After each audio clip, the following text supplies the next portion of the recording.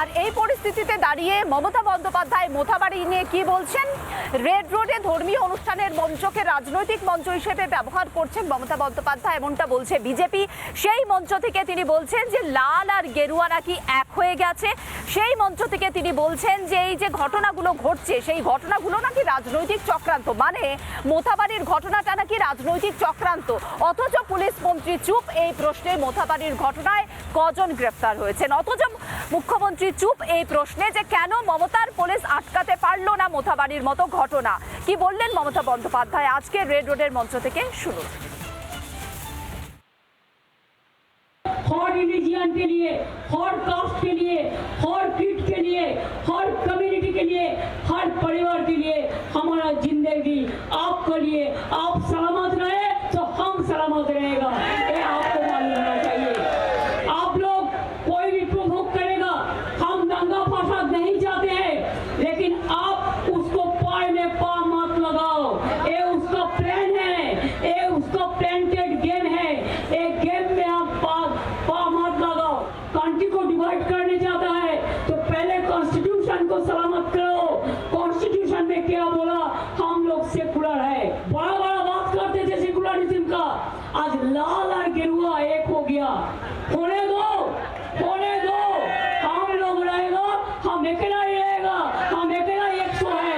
हम लोग लड़ते हैं जिंदगी से, हम लोग लड़ते हैं हमारा जान से। শুধু কি মমতা বন্দ্যোপাধ্যায়ের নাম, রেড রোডের মঞ্চকে রাজনৈতিক মঞ্চ হিসেবে ব্যবহার করলেন অভিষেক বন্দ্যোপাধ্যায়ও। অভিষেক বন্দ্যোপাধ্যায় কি বললেন শুনুন। আমরা বিশ্বাস করি ধর্ম যার যার উৎসব সবার। আপনাদের পরিবারের সবার আগামী দিনগুলো আনন্দময় হোক, সমৃদ্ধশালী হয়ে উঠুক, এবং তার সাথে সাথে আমি আশা করি এই সম্প্রীতির বাংলায় যারা বেশ কিছুদিন ধরে আগুন নিয়ে খেলা করে আমাদের বাংলাকে অশান্ত করার চেষ্টা করছে, এ বিষয়ে কি বলছেন বিজেপির রাজ্য সভাপতি সুকান্ত মজুমদার? একই সঙ্গে শোনাবো, আমরা কথা বলেছিলেন সিপিএম সাংসদ বিকাশ রঞ্জন ভট্টাচার্যের সঙ্গে, তিনিই বা কি বললেন। এবার মমতা বন্দ্যোপাধ্যায়কে শুধু আমি এই প্রশ্নটাই করবো, মোথাবাড়ির যে ভিডিওটা দেখা যাচ্ছে, যে ভিডিওতে হিন্দুদের বাড়ি ভাঙচুর হয়েছে, হিন্দুদের দেবতা নিয়ে অশ্লীল কথা বলা হয়েছে, রামচন্দ্রকে কোথায় ঢুকিয়ে দেবে জয় শ্রীরামকে সেটা বলা হয়েছে, আমি মমতা বন্দ্যোপাধ্যায়ের কাছে সিম্পল প্রশ্ন করতে চাই, যাদের এই ভিডিওতে দেখা যাচ্ছে তারা কোন রাজনৈতিক দল? আমি তো শুনেছি তিনি যাদের দেখা যাচ্ছে তাদের মধ্যে থেকে একজন নাকি সেখানকার বিধায়ক সাবিনা ইয়াসমিনের আত্মীয় হন। তার মানে মমতা বন্দ্যোপাধ্যায়ের দল টিএমসি তারাই দাঙ্গা বাঁধাচ্ছে বিভিন্ন জায়গায় মুসলিমদেরকে উস্কানি দিয়ে। মমতা বন্দ্যোপাধ্যায় ধান্দাবাজ, ধান্দা ছাড়া উনি কিছু বোঝেন না। যে ধর্মের তোষণ করে, যে ধর্মের লোকের পদলেহন করে ওনার ভোট বাড়বে সেটাই তিনি করেন।